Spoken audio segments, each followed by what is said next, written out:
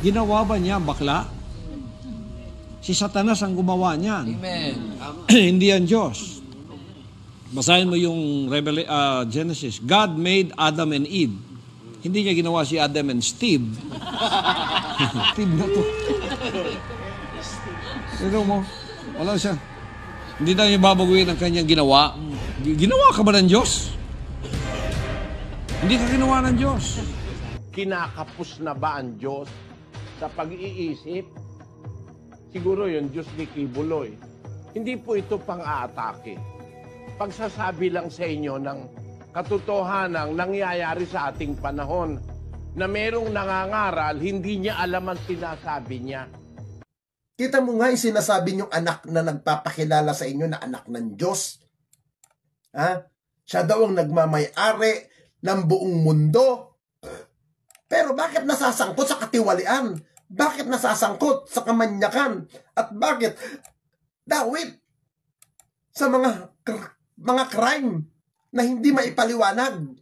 Bakit dawit si Apollo Kibuloy kung yan ba'y matino at matuwid na tao? Oh, ginagago ka o hindi? May Biblia, ginagago ka eh. Lalo na kung walang Biblia, di ka gaguhin. Naman kayo. Tapos sasabihin nyo, nagmumura ako. Hindi lang kayo sanay makinig sa mga ngaral na nagsasabi ng Magaling si Kibuloy. Magaling. Taki na talagang buhay. Magaling. Oh, di ba? Yan ang mga tangang paniniwala ng mga member ng Apollo Kibuloy. Oo. Yan yung mga tao na pinag-aaralan ni Kibuloy, yung kamangmangan mo. Yan yung mga panatikong kulto na napaniwala ni Kibuloy dahil alam ni Kibuloy na isa kang tangat mangmang na bobo. Kaya ikaw naman tango ka ng tango. Ha? Malikinig ka. Kung ikaw ay isang member ng simbahan ni Apollo Kibuloy, putang ina mo ka, lumapit ka sa akin at ipipray over kita ng matauhan. Guys, tapos na ang music natin. Ito na. Alam nyo kagabi, pinakikinggan ko kagabi doon sa SMNI, yung mga naging activity kahapon. Dito ako natawa. Tinatawag nilang prayer rally daw. Prayer rally. Itong tinawag na prayer rally kahapon, ini-expect natin. Ano ba pagkakaintindi nyo sa sinasabing prayer rally? Di ba? Anong naririnig natin sa mga litanyang prayer rally? Hindi ba ang maririnig natin dyan mga ganitong music, di ba? Mga ganitong mga tugtugin, di ba? Yung mga ganitong akala natin makalangit, di ba? Yung mga makajus na kanta, di ba? Wala tayong maririnig na puot o galit, di ba? Yan ang mga maririnig natin sa tinatawag na prayer rally. Bongbong Marcos bangag noon. O si Kibuloy, ayon sa kanya, siya ang may-ari ng sanlibutan. I am now the owner of the earth. I am now the owner of the world. Siya rin daw ang may-ari ng lahat ng kaluluwa. Pag hindi kayo dumaan sa akin, hindi kayo pupunta ng langit. Kahit ano pang gawin ninyong pagtatampisaw dyan. Paano ko kayo didibatiin niya na ako may-ari ng kaluluwa niyo? Ako may-ari ng sanlibutan ngayon.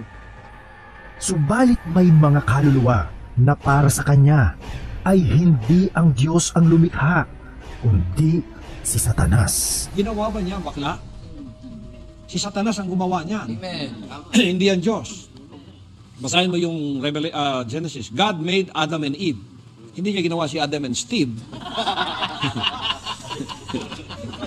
Itong si Steve na to. Naging Steve na to. Sino mo? Wala siya. Hindi na niyo babaguhin ang kanyang ginawa. Ginawa ka ba ng Diyos? Hindi ka ginawa ng Diyos. Kapag ikaw pala ay kabilang sa LGBT, ikaw ay nilikha ni Satanas ayon kay Pastor Kibuloy. Hoy Hoy! Kung sino ka man ngayon at sino mga pandemonyo at mga kamag-anak mo siguro si Satanas na nagsabi kami mga bakla dito, mga member ng LGBT ay nilikha ni Satanas. Mahiya ka sa sarili mo, tingnan mo yung itsura mo, ha? Tandaan mo to ha, hindi ka nagmamayari sa libutan, hindi mo hawak ang buhay namin, ang isip namin. Sabihin mong nilikha kami sa Satanas, baka ikaw nilikha ni Satanas kasi nagdala ka ng mensahe pagkatapos lumalabas sa bunganga mo na sa demonyo. Ayusin mong ugali mo, ayusin mong pagkatao mo, at saka huwag kang ganyan ang musga ka sa mga tao ang hindi mo alam kung ano pinagdadaan. Tandaan mo ha, yumaman ka lang dahil sa tao at saka yung mga tao na yun na nanalig sa'yo, ha? Baka ligaw yan ng mga tufa, no? Kaya hindi pa yung naka-isip kung anong tapat mali. Huwag kang ganyan-ganyan, ha? Manda ka sa akin, ha? Shout out yan kung sino ka mang demonyo ka na nagsabi mo na LGBT dito ay nilikha ni Satanas. Sino bang anghel ang salita sa'yo at bakit ligtas ka na ba? Baka pagdating ng araw, ha? Pag nasa impyerno ka at nasa impyerno ako, kalbuhin kita doon, ha? Ipatuloy kita ng doble doon. Kapal ang mukha itong salita dito sa mga bakla dito ng mga LGBT doon, nilikha ni Satanas. Bakit? Sino bang naglikha sa'yo? Ha? Pinapainit mo yung mattress ko dito, animal ka. Ayan, si Gibuloy. Mamatay sana yan. Bibigyan pa namin yan ng abuloy, mga OFW, pag yan ang mamatay. Pastor na pastor, Satanas pa. Gago siya. Ginawa ba niya bakla? Si Satanas ang gumawa niya. Amen. Hindi yan Diyos. Tandaan mo to ha? Kung sino ka mang demonyo ka ngayon, nanonood ka dito, at saka nagsabing kaming mga bakla nilikha ni Satanas, sumanda ka kasi kami mga bakla, pag gusto namin magbago, tumingin ng tawad, may kapatawaran dahil nakalagay doon, hindi pa close supervision, lahat ng tao, may pag-asa, pag humingi ng tawad, magbago. Huwag kang ganyan ha? Alam ko siguro napakagwapo mo, napakapresko mo. Ayusin mong buhay mo, huwag kang mangdamay ng mga bakla dito kasi pastor ka na, bobo ka pa. Ginawa ba niya bakla? Tutan ngayon.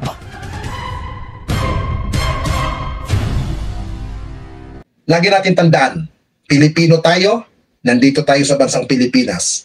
Huwag tayong nagpapadala sa mga taong sinasabi nilang may malasakit sa bayan. Yung sinasabi nilang kamay na bakal. Nasubukan na natin yan eh. Di ba? Nasubukan na natin. Pero tignan natin mga kaibigan. Si dating Pangulong Duterte, ang gusto na lang mangyari niyan, protektahan ang pamilya niya eh. Diba? Kasi nakanti yung pamilya eh.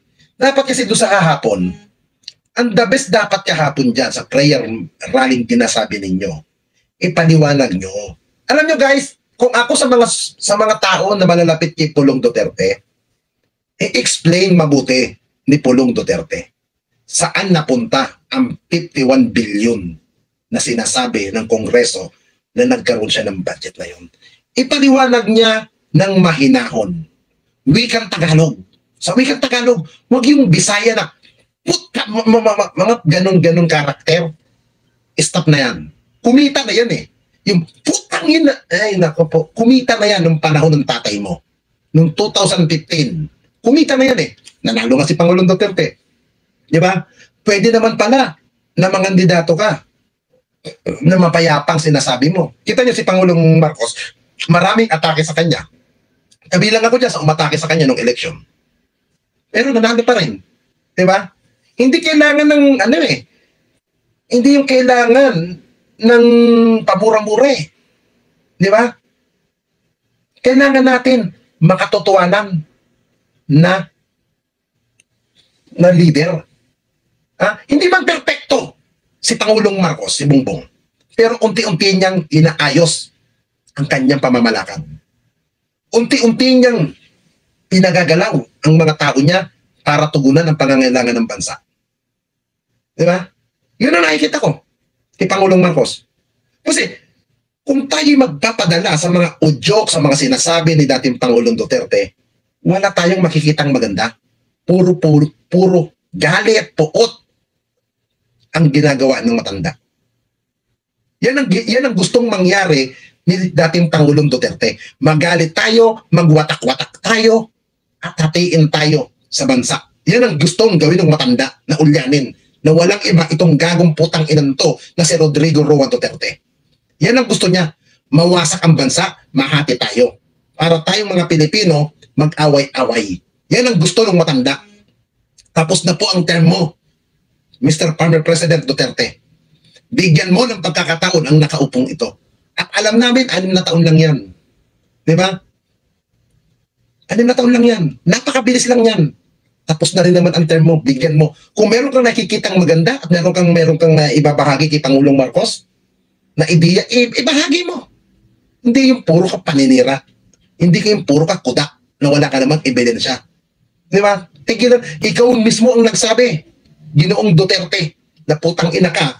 Ang sabi mo, tulungan nyo, suportahan ninyo para magtagumpay ang gobyernong ito. Yung sinabi mong yan, sinunod ko yan. Pero anong ginagawa mo? Hinahati mo. Di ba? Ginugulo mo. Di ba? Yan ba ang gusto mong mangyari? Magwatak-watak tayong mga Pilipino? Ito na lang yung gusto mong mangyaring gawin. 10 ng mga tanga mong supporter na ang Mindanao ay hiwalay. Hindi pwedeng ihiwalay ang Mindanao. Sa Luzon at Visaya, ang Mindanao ay part ng Pilipinas. Ha? I-explain nyo na muna yung sinasabing 51 billion. At yan ay nangyari sa panahon mo, Ginoong Rodrigo Duterte. Ha? Yung nailabas ang pondong yan. Yan ang ipaliwanag ninyo. Yan ang i-explain nyo one by one. Bakit anong meron ang Davao? Bakit yan ang ibinigay ninyo sa anak mo? Yan ang i-explain nyo. At yung sinasabi nyo tambaluslo sa si Speaker Romualdez, alam nyo, nagtatrabaho yung mama sa Kongreso. Ha? Hindi nga lang kayo pinapatulan eh. Tahimik nga lang sa Speaker Romualdez. Hindi kayo pinapatulan. At itong mga tanga naman na ito ng mga vlogger na nagdidepensa, sumusuporta kay Speaker, na sinasabi ng mga tangang vlogger, may bayaran ni Speaker Romualdez yan. Mga tuta ni Romualdez yan, putang inang yan. Diba? Yan ang sinasabi nyo sa amin. Porque kami sumusuporta kay Speaker Romualdez, aakusahan ninyo na bayaran kami. Di ba? Eh, bayaran din naman kayo ng Digong eh. Oh. Di ba? Eh, kung magbaratangan lahat tayo, bayad lahat kayo ni Digong. Oh. Di ba? Kaya magtigil tayo. Huwag tayong maganuhan. Ha? Kung talagang ayaw nyo kay Pangulong Marcos, hantayin ninyo ang 6 na taon matapos ang term niya.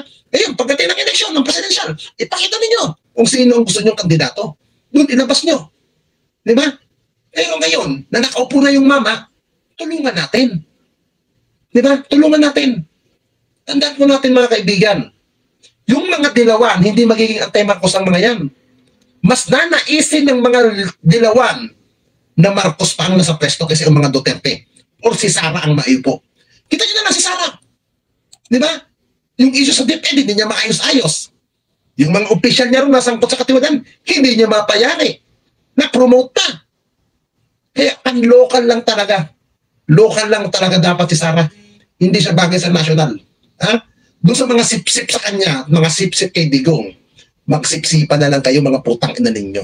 Miski po si Kristo, hindi niya kailanman inangkin na magkapareho sila ng name ng kanyang ama. Hindi niya kailanman inangkin na siya junior. Eh ito po pala junior na ito. Kasi yun daw pangalan ng Diyos, binigay sa kanya. At yun namang pangalan niya, kinuha ng Diyos para maging bagong pangalan ng Diyos. Kaya lalabas, ang pangalan ng Diyos nitong samahang ito, Apollo C. Kibuloy. He gave me his name, and he took my name as his new name. Alam niyo mga kapatid, sa Biblia may sinasabi na ipapahayag na bagong pangalan ng Diyos. Meron po noon. Pero natitiyak ko, hindi Apollo Kibuloy ang pangalan ng Diyos ng mga langit. Bakit po? Eh yung kasing Apollo, pangalan ng Diyos-Diyusan yun eh. I and my Father's name are one. Pangalan yon ng Diyos-Diyusan ng mga Grego, si Apollo. Mamaya, tignan natin, papakita ko sa inyo.